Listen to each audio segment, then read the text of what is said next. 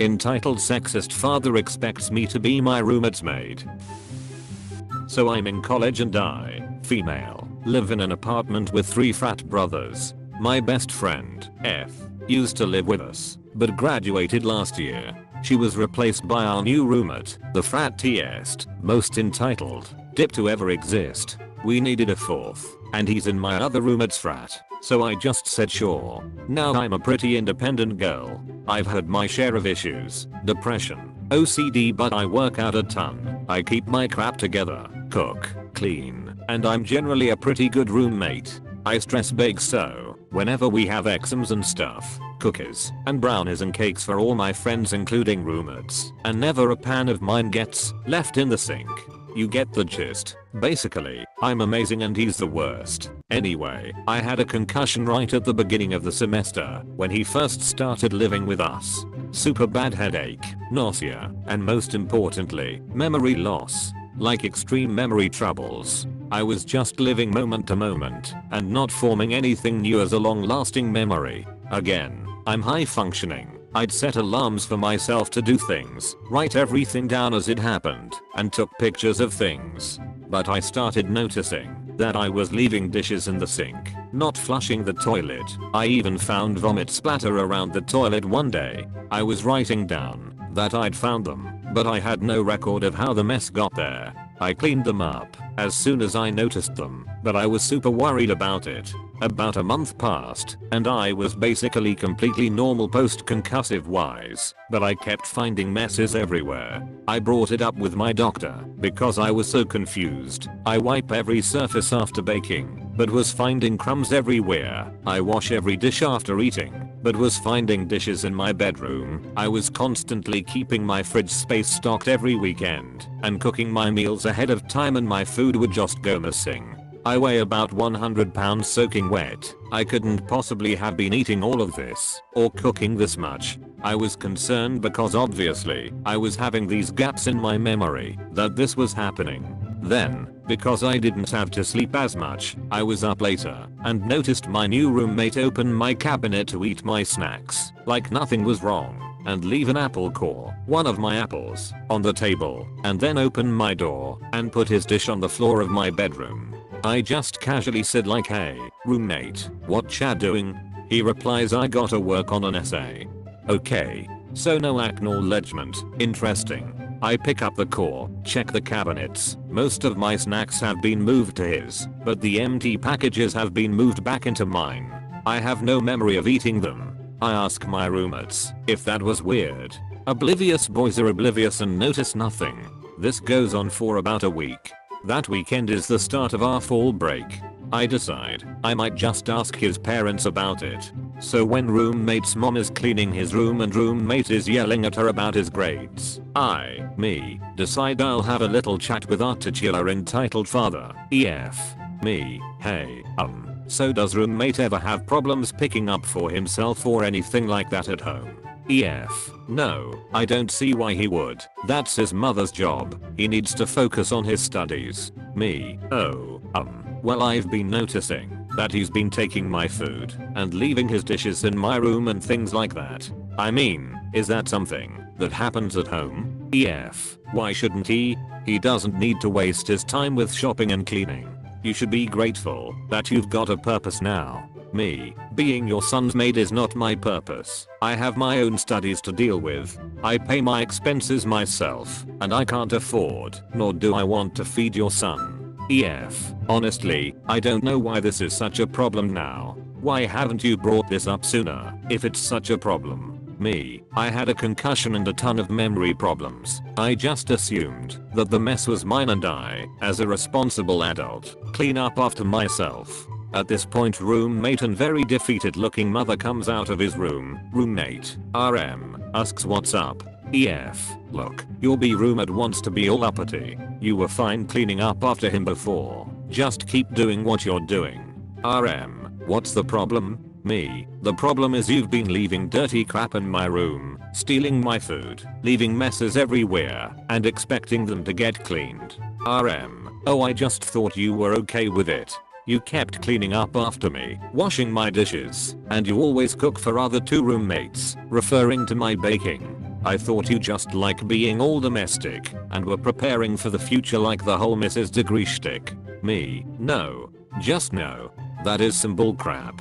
You can do your own chores and stop exploiting injured women and your poor mother. EF holds my arm and takes me aside. Look, he doesn't know how to do any of that stuff.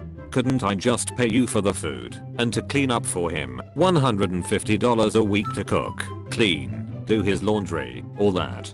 He really needs to focus on his studies. I'll even pay for the time since. Me, that's super crap parenting, you know. EF. Jesus. B. I was trying to be nice to you. You don't need to tell me how to parent. I don't remember the details too well, because this was several months ago. Anyway, now my roommate has a hired maid from a company wash his clothes and cook his meals for the week and clean up the apartment. She has a key and everything.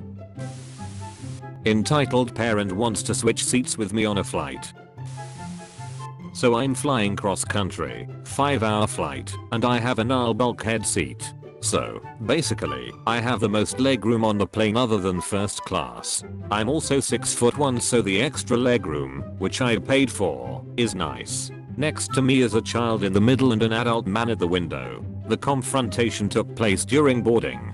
Entitled parent, excuse me sir, would you mind switching seats with me so I can sit next to my son? Me, possibly. Where is your seat? EP, towards the back of the plane. Me, A, I don't know. I paid for the extra legroom. Is it an aisle seat? EP, no, it's the middle seat. Me, I'm sorry, but that's not even close to a fair trade. Why don't you see if someone in your row is willing to switch with your son? EP, are you kidding me?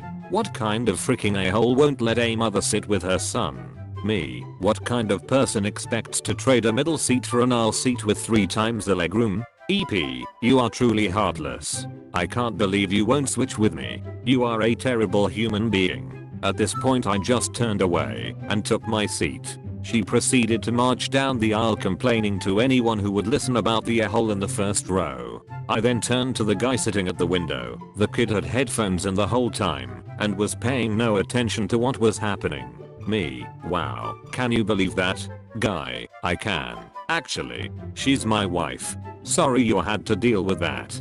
So, it turned out, the kid was sitting with a parent anyway. Side note, I have no problem switching seats, so family or friends can sit together. I'm just not trading a bulkhead aisle seat for a middle seat in regular coach on a 5-hour flight. My daughter invited her 8-year-old friend to swim in our new pool, and friend brings her toddler sister along with swimsuit on. I told friend's sister could swim too if mom comes to watch her and sent her home with that message. Entitled mother sends both back again, repeatedly. So let me tell you all about how this entitled mother tried to have me be her free babysitter / lifeguard. We just got one of those above ground pools you set up yourself, that is 4 feet deep and 14 feet round. We spent the majority of 2 days prepping and filling it and letting it warm. Finally yesterday it was ready and my daughter asked if she could invite a little girl she is semi-friendly with from down the street to come swim with her. Since they are 8 they are tall enough to stand with heads above water. I said okay. Well, her little friend brought her toddler sister, who is probably on the younger side of 2. Definitely too small to stand with head above the water. Well, I tell friend that little sister can't get in the water unless her mom is here to watch her and send her home with a message. They both come back and she says mom said she's fine in her float and I can watch her. And I said no, it's not fine. I do not think an 8-year-old is responsible enough to watch a toddler in a pool, and I'm not going to be the one watching her either. You need to tell your mom either she comes to watch your little sister or she is not getting in the pool. They both go home and then both come back. At this point I'm livid and walk back to their house with them and pound on the door. No answer. I keep knocking and then the garage door starts to open with this woman backing her car out. I quickly went and stood at the end of the driveway with all the kids in tow, both of hers and both of mine. She gets out of her car all pissed off and asks me what my problem is. I tell her my problem is that I'm not her babysitter and that I'm definitely not going to be responsible for keeping her baby from drowning in my swimming pool on my property. She then proceeds to start baby talking her own kids saying, I'm so sorry babies, the mean lady isn't going to let you swim. I'm so sorry princesses, and on and on. Of course toddler bursts into tears, and then EM screams at me, look what you've done. You've made her cry and ruined her day. Hope you are proud of yourself. She then snatches up the little sister who is screaming and tosses her in the car and screams at friend to get in too. Friend is red in the face and you can tell she is so embarrassed and just mumbles sorry while climbing in the car. EM then proceeds to peel out of her own driveway and we walk back home. B. Spelling errors because I'm just thinking about it. Since it seems to be assumed I was not leaving the kids unattended. I was right beside the pool doing yard work and planned on continuing once all the kids were in the pool. I did not want to watch a small toddler in the pool as she would require extreme supervision, like sitting and staring directly at her kind of supervision. She could not even stand with her head above water. Also on top of that, my rule was refused when I asked politely the first time and demanded the second time, and then this woman tried to leave. After knowing I said no. For anyone who is saying well you could have just watched her, no I couldn't. I didn't want to, and I don't need a reason not to be a free babysitter for a tiny toddler that I have literally never met. Thanks for watching. If you enjoyed this video, please consider leaving a like and subscribing for more videos like this. Don't forget to leave your stories in the comments below.